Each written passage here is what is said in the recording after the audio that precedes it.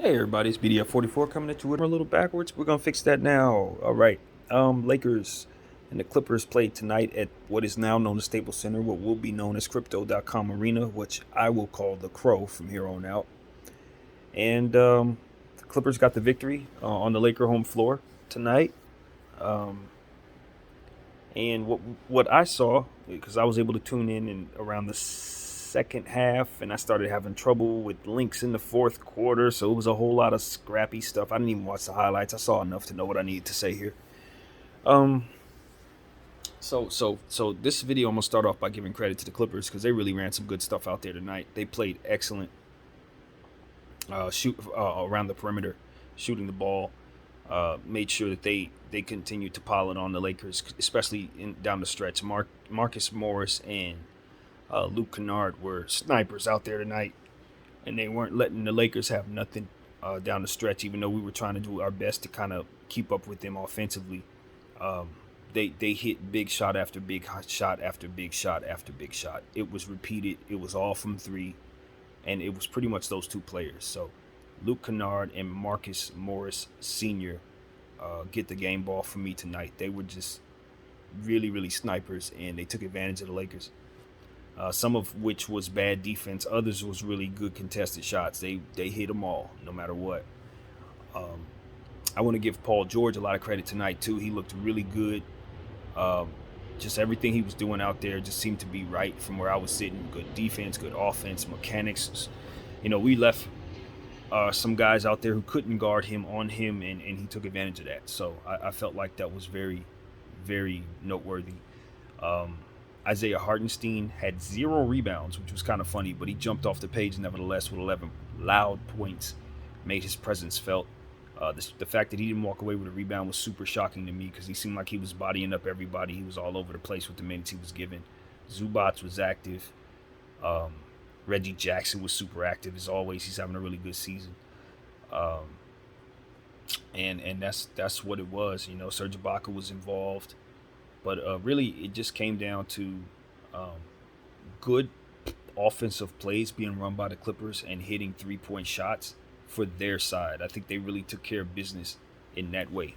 And for the Lakers, you guys, honestly, if if you really want to know the truth, just watch every single video I've made about the Lakers over the last 3 weeks. It's all the same thing. Tonight's no different. We're in a loop of continuous mistakes um, made by the same people over and over again, and that's what we're seeing. Tonight was unique in a sense because we actually went small but didn't lose the rebounding edge. In fact, we beat them on the boards pretty good. So our small ball rebounding deficiency complaint ain't gonna happen tonight. I'm not gonna give you that particular complaint. But small ball didn't help us because we were still having issues nevertheless. Um, Here's my thing. This is what I noticed in the stat sheet. We gave Dwight Howard something like 21 minutes. Kind of had like six points, like 5 rebounds, and then we gave Wayne Ellington 20 minutes, and he had like 6 points, and that was all he was able to give us. Now, the way I see it, what we're doing there is swapping out Dwight Howard for Wayne Ellington to go small. Now, that's not exactly how that's going. You know what I mean? That's not exactly what is happening, but that's kind of how I'm looking at it based on the stat sheet. We're just kind of trying to go toward the small ball shooting lineups versus the bigger lineups that may be a little stagnant offensively but give us an opportunity with rebounds. But see, I tell you, it's a better strategy for our team to go the more stagnant offense, pro rebounds aspect of things. It's better to go that route because we're not good defensively on the perimeter. So at least if we have tall players on the floor controlling the boards, we'll have less opportunities to be forced into our weak spots, which is the defensive end. More possessions for us, more control of the ball for us. It's kind of how I look at football. It's like if your defense sucks, you want to keep the ball in your offense's hands. Chances are you want to make sure you run little plays and plays that are going to get you first downs, but ultimately keep the possession in your hand. Well, in our case, since we suck defensively, I want to have the ball in our hands. I want us to have more possessions. I think rebounding the ball gives you more opportunities for possessions. If they brick a shot, they're not going to get a second shot because you rebound the ball. If you brick a shot, you get the offensive rebound and you keep the ball on your side. So it's like, since we suck defensively, we got to limit our defensive possessions. We got to limit their offensive possessions. And I just don't see us attempting to do that because we're trying to run small ball lineups. And what we're doing is, because we're not getting those boards and because we don't have that defensive perimeter ability, now what you have is no rim protection, no rebounding, no perimeter defense. So how are you supposed to do anything for yourself? You can't get second possessions. You're not really getting any first possessions because your offense stinks. Your defense stinks. So where do you win? Do you see what I'm saying? Where do you get success? And since that's been so obvious to me for the last, say, 3 weeks since we've been doing this small ball bullcrap, I just continue to watch us forego opportunities to win basketball games. And I look up and I see Dwight Howard on the floor. We're up by 3. I walk away from the game. I come back. I see he's sitting down and I see us down by 11. And I tell you, this is continuous. It's all the time. And I know we don't like DJ that much. I know Dwight Howard, we're not a fan of him this year in terms of his production or whatever. But I'm telling you, we are a better team with those two guys on the floor. I don't care how inept they are. And it's because of what I just described to you. If we remove size, we literally have no defense. And I'm not just talking about defenses in the defense of the basketball game. I'm talking about we have nothing to defend us from getting blown out every night. No defense. You will have nothing to protect yourself. And that's what it comes down to. For whatever reason, Frank Vogel's been coaching this league for 15 plus years and doesn't understand the concept. Even though he literally coached Roy Hibbert to being an all-star. And yet, he comes here and he can't use big men. I don't know what that's about, but I'm over it. I'm done asking questions. I'm done being frustrated. I just want him gone. I don't want to hear nothing. I don't care. You know, it got to a point where I was watching the Clippers. It was a joke for a second. I'm sitting here laughing at my phone because I'm like, all right, let's see what the Clippers run. Clippers go down. They're running a bunch of curls, misdirection curl screens, plays that have all types of body movement, guys getting to the lane. One layup after another. Boom. Why? Because of curl screens. Things that move our defense in different directions that opens the lane up for them. And then we see, okay, what's the Lakers going to run? Stagnant offense. LeBron James comes down, 4 people standing in different various parts of the court, and you have LeBron James either jacking up a 3. You may have one guy come to him to set a screen.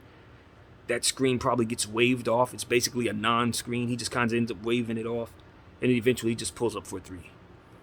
What's the Clippers going to run? They come back down. They run some beautiful play, get another dunk. Lakers come back down, do something similar. We get a brick. They get the board, come back down. They run another play. Now, this time, the Clippers ran a play that didn't work, but the point was they were attempting to run plays. What we would do is go down, stand, and hope for one of our stars to come bail us out, which is why I believe that our offense is something that I'm trying to change my mentality in regards to. We cannot punt defense. I've been telling all of you guys that I think the Lakers need to punt defense. But what I'm learning is that the Lakers are not adjusting necessarily to the offense, the offensive changes that are necessary. They're not making the changes necessary to be better offensively. So defensively, you have to try to find something. Because if you don't, I mean, you're going to be OKC last night. You know, like, that's what I'm trying to say. So Lakers lost tonight's game once again against a team that they should have beat on their home floor. Another team missing their star. And, you know, quite honestly, Eric Bledsoe didn't really play that particularly well. They had guys on that team that didn't really do nothing. You know, I was looking forward to seeing B.J. Boston. He barely played tonight. Half the Clipper bench didn't even get scratched. Like, they went about 7, 8 deep tonight. 9 deep maybe at the most. Had no trouble with us. No trouble with us.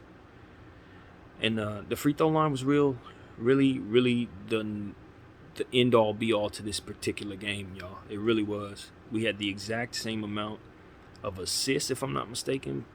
We had 2 more turnovers than them. You know, like I said, we beat them on the board substantially, both offensively and defensively. We really got boards tonight. But where we really hurt ourselves was not guarding their three-point shot, because they shot over 40% from the three, and not hitting our free throw shots. We shot under 65% from the line. That's where we lost. That was really it. You get happy from behind the arc. You don't hit them yourself, and then you don't play no defense. Don't read, don't guard the perimeter. Yeah, these type of things happen.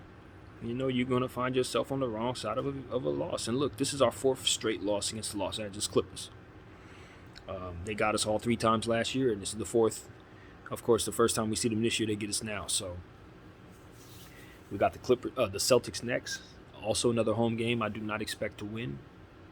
And this is just piling up. I'm looking at this roster. I'm like, man, only the future, knows what it holds for itself. But I can tell you this: I have seen enough basketball to know when I'm watching a championship team and when I'm not.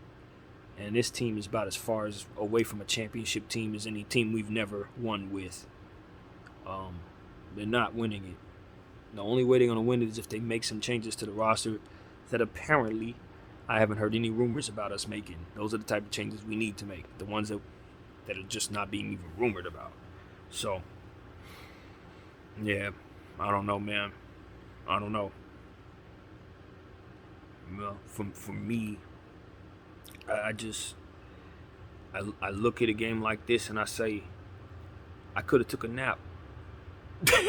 Truly, I could have taken a nap. And that's why I'm not mad at all at ESPN for taking the Warriors-Suns game, as I've mentioned several times. I think they made the right decision. It was the decision I would have made. There have been times in the past where teams have gotten games over us, or we've had our game snatched off, and I've been offended by it or felt a certain way or whatever. This ain't that kind of time at all. I just know that this was a game, even though it came down to the wire. It wasn't a boring basketball game. It was exactly what we thought. The Lakers underachieving, underwhelming, and ultimately walking away with a loss on their home floor. It's exactly what I thought was going to happen. I look at Anthony Davis, I called him out. Most of the free throws that we really needed to hit, and I'm not going to single him out from the line because that's kind of silly, but he missed a lot of key free throws tonight. He missed some ones that we really needed.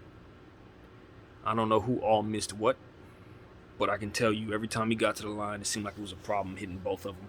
So that was something to think about. Russell Westbrook's production wasn't as strong scoring the ball tonight, which is something that I really like from him.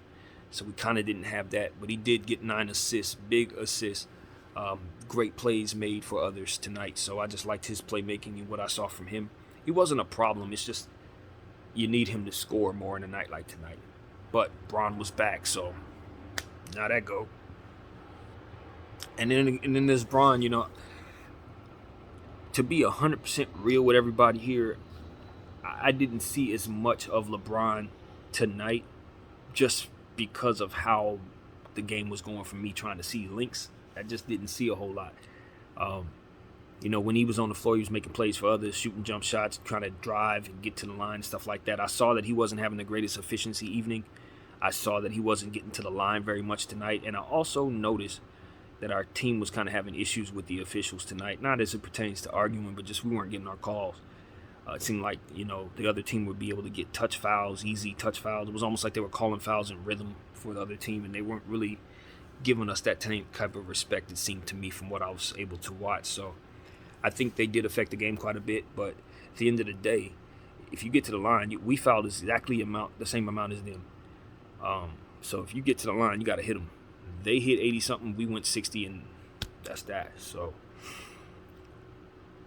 we can blame the refs all you want, but you had your opportunities. So you didn't take advantage, you lose.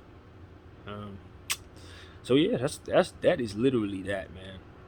Ty Lue has the Clippers trying to figure out ways of being effective with running team plays and being team oriented, because they have a lot of ISO players, a lot of naturally score first players, and I think they've done a really good job. I think from the plays that I saw, that you could tell, like, it's not natural for those players to be thinking pass. None of them. But what I saw was a very, very concentrated effort to run plays that get multiple passes and multiple looks. They were continuously finding Marcus Morris in the corner, continuously finding Luke Kennard in various spots. And it was just great passes being made. Paul George had some phenomenal whip passes to that corner. Reggie Jackson was making good dimes. You can just see it. They really are working on becoming a passing team with non-passing players. And I think it's a testament to the greatness of Ty Lue and what he's able to accomplish as an NBA basketball coach. As to where it's a work in progress, but they're managing.